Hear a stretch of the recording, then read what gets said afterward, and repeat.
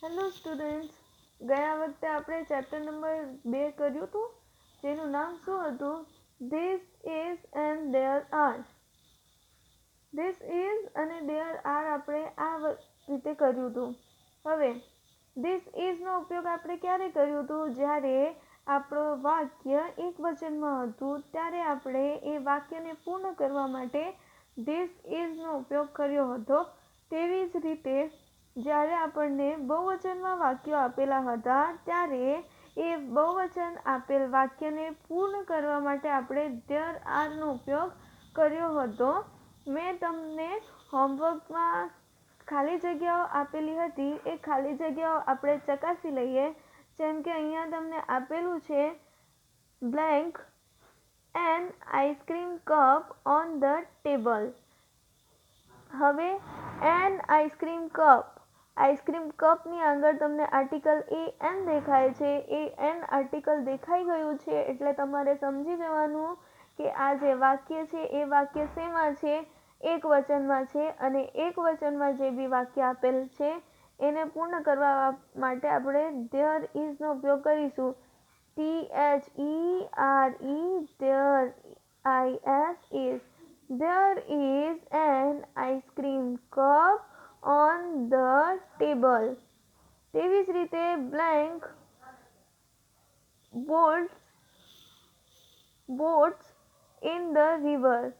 Boats છે, પાછળ S દેખાઈ ગયું એટલે આ જે બોટ્સ એટલે બહુવચન આવી ગયું. એક કરતાં વધારે બોટ્સ તો અહીંયા શું આવશે?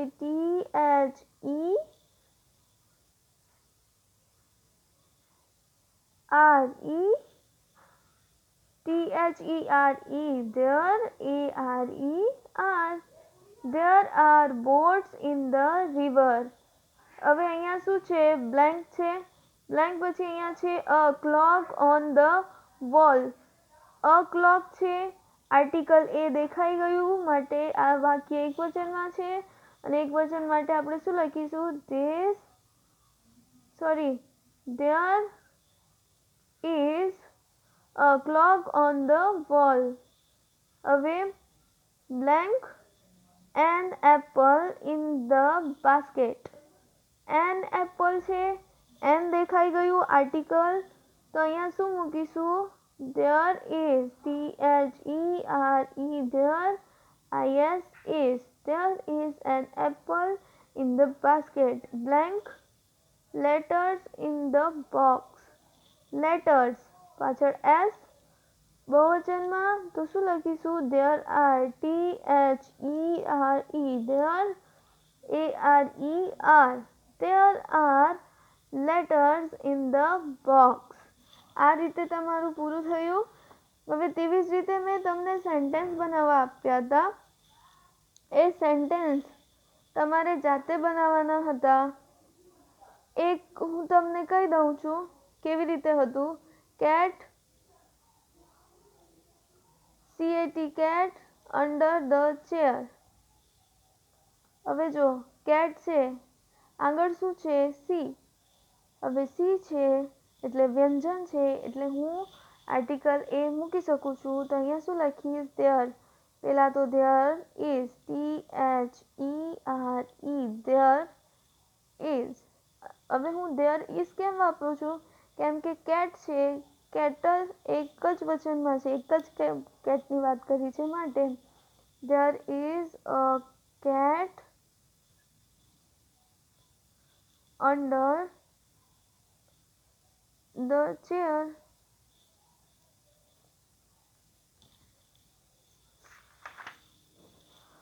હવે તેવી જ રીતે મેં અહીંયા આપ્યા હતા તમને. અહીંયા જો શું લખ્યું છે? Umbrella in the shop. Umbrella લખ્યું છે, અમ્બ્રેલાઝ નથી, અમ્બ્રેલા છે, એક જ વચનમાં છે. હવે અહીંયા શું છે આગળ? યુ. હવે યુ છે, યુ એટલે સ્વર છે તો આની આગળ આર્ટિકલ કયો મુકાશે? એન. તો એન અમ્બ્રેલા મુકાશે. આટલું ખબર પડી. હવે ધેર ઇઝ કેમ લખું છું? કારણ કે આ જે વાક્ય છે એક વચનમાં છે તો there is N umbrella, UMBRELLA. umbrella in the shop, shop. children છે, child એકવચન, children બહુવચન. હવે બહુવચન children છે, આર્ટિકલ નથી મૂકવાનું, તો આપણે there are મૂકીશું, there are children, children,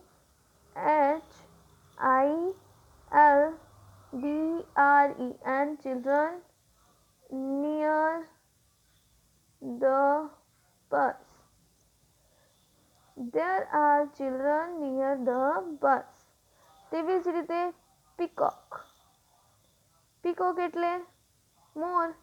હવે અહીંયા પીકોક્સ નથી લખ્યું, એક જ પીકોક છે, આગળ પી છે માટે આર્ટિકલ કયો?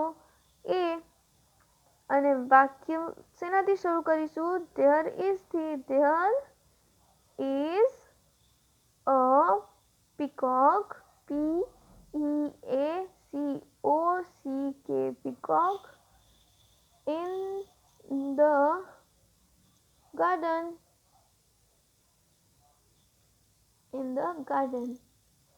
egg આગે ઈ છે, ઈ એટલે આર્ટિકલ an મુકાશે, અને an મુકાયું એટલે આપણો જે વાક્ય છે એ એક વચનમાં આવ્યો. એક વચન વાળા વાક્યની શરૂઆત આપણે there is થી કરીશું. there is an egg in the basket. Basket સારી રીતે લખજો, નીચેની લાઈનને અડાઈને. વુમેન, જો વુમેનમાં અહીંયા ઈ છે, WOMEN, વુમેન એટલે ઈ છે. ઈ છે માટે આપણે શું લખીશું? ઈ એટલે બહુવચન આવી ગયું, આર્ટિકલ નથી મુકાશે, તો વાક્યની શરૂઆત there are વડે થશે. there are women at the fair. મેળાની અંદર સ્ત્રીઓ છે. eggs આગળ શું છે? એ છે માટે આર્ટિકલ an આર્ટિકલ મુકાઈ ગયું માટે વાક્ય શેમાં આવી ગયું? એક વચનમાં વાક્ય આવી ગયું માટે there is વડે શરૂ થશે વાક્ય, અને in રામુ's hand, તો there is eggs in Ramu's hand. આ રીતે લખાશે. mangoes on the tree. mangoes es છે પાછળ, es છે માટે આ બહુવચનમાં છે. બહુવચનની વાક્યની શરૂઆત આપણે શેના વડે કરીશું? there are, તો there are mangoes, MANGOES, mangoes on the tree. તેવી જ રીતે lion in the cage. lion આગળ શું છે? lion એટલે એક જ lion છે, અને આગળ l છે માટે આર્ટિકલ કયો મુકાશે? એ. અને શરૂઆત થશે there is થી, તો there is a lion in the cage, cage. આ રીતે તમારું હોમવર્ક કમ્પ્લીટ થશે. હવે આજે આપણને કરવાનું છે વાક્યને પ્રશ્નોમાં ફેરવી યસ અને નોમાં જવાબ આપો. તમારે વાક્યને પ્રશ્નમાં ફેરવવાનું છે, યસ અને નોમાં જવાબ લખવાના છે. જેમ કે અહીંયા છે there are flowers in the vase, તો there are flowers in the vase એમાં શું કરવાનું છે? જે આર લખેલું હોય ને there ની તરત જ પાછળ એ આર ને તમારે આગળ લખી દેવાનું, અને બીજું બધું જ વાક્ય એવું ને એવું જ. તો are there flowers in the vase. તો આ જે તમારો વાક્ય હતો એ વાક્ય પ્રશ્નમાં ફેરવાઈ જશે. પ્રશ્નાર્થ ચિહ્ન લગાવવાનું ભૂલતા નહીં. તો આ પછી જવાબ આપવાના યસ ધેર આર અને નો ધેર આર નોટ. હવે આ જે આરન્ટ લખ્યું છે ને એને તમે લખી શકો છો આર નોટ અથવા આરન્ટ પણ લખી શકો છો. તો આપણે શરૂ કરીએ. There is an owl on the tree. There is an owl on the tree. ધેરની તરત જ પાછળ શું લખ્યું છે ઇઝ. તો એ ઇઝને આગળ લખો IS. Is there an owl on the tree પાછળ question mark. Is there an owl on the tree. જવાબ શેમાં આપવાનું સૌથી પહેલા યસમાં. Yes there R.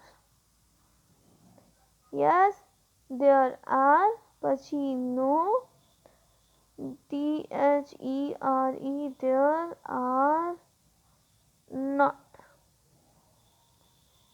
આટલું કરવાનું છે. Yes there are, no there are not. આગળ વધીએ. There are children in the garden. ગાર્ડનની અંદર ઘણા બધા બાળકો છે. ચિલ્ડ્રન ઓકે બહુવચન બાળકો છે. તો ધેરની તરત પાછળ તમને શું જોવાય છે ARE. તો ARER ને આપણે કેપિટલ લખીશું. પછી ધેરને small THERE. There are children CHILDREN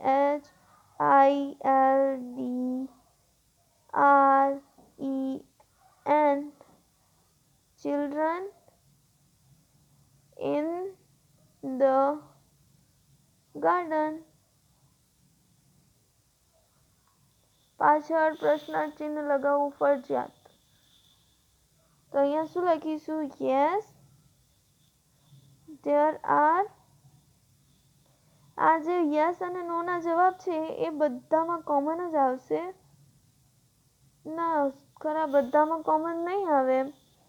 અહીંયા મેં ભૂલ કરી દીધી છે. અહીંયા આવશે યસ ધેર ઇઝ અને અહીંયા આવશે નો ધેર ઇઝ નોટ. ધ્યાન આપજો હા ક્યાં ધેર ઇઝ લગાવવાનું છે ને ક્યાં ધેર. અહીંયા આવશે નો ધેર આર નોટ. આ વાળો વાક્ય સારી રીતે સમજજો તો તમને ખબર પડી જશે. There is a bottle on the bench. બેન્ચની ઉપર બોટલ છે. હવે જો ધેરની તરત પાછળ ઇઝ છે તો લખીએ ઇઝ પછી આખો વાક્ય એવો ને એવો જ. Is there a bottle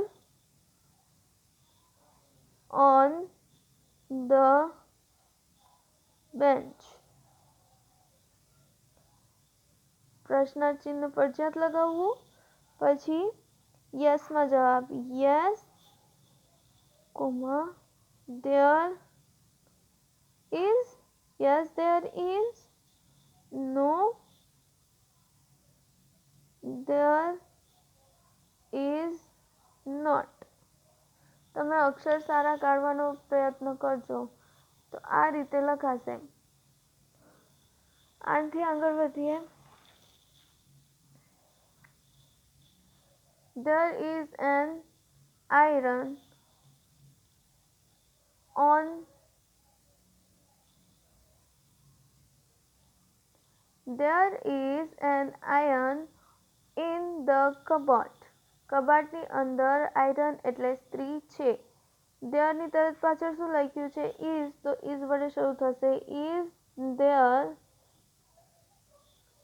N iron in the cupboard. પ્રશ્નાર્થ ચિહ્ન લગાવી દીધું. Is there an iron in the કબાટ? યસમાં પહેલા જવાબ આપીએ. Yes there is.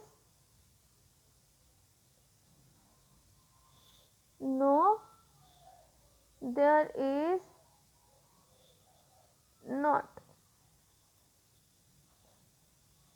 એના પછી there are balloons in the room. રૂમની અંદર શું છે? balloons. તો are there balloons in the room? in the room. પ્રશ્નાર્થ ચિહ્ન. જવાબ આપીએ. yes there is. yes there are. is નહીં. yes there are. no there are not. જો અહીંયા જો is લખ્યું હોય ને તો આ yes અને no માં બંને બાજુ is આવશે. અહીંયા જો are લખેલું હોય ને તો બંને બાજુ are આવશે. એટલું ધ્યાન રાખજો. અને આના પછી 6 નંબરથી લઈને 10 નંબર સુધીના બધા તમારે હોમવર્કમાં જાતે લખવાના છે. જાતે વાક્યોને પ્રશ્નમાં ફેરવજો અને તેના પછી યસ અને નો એમ કરીને 2 જવાબ લખજો. હોમવર્ક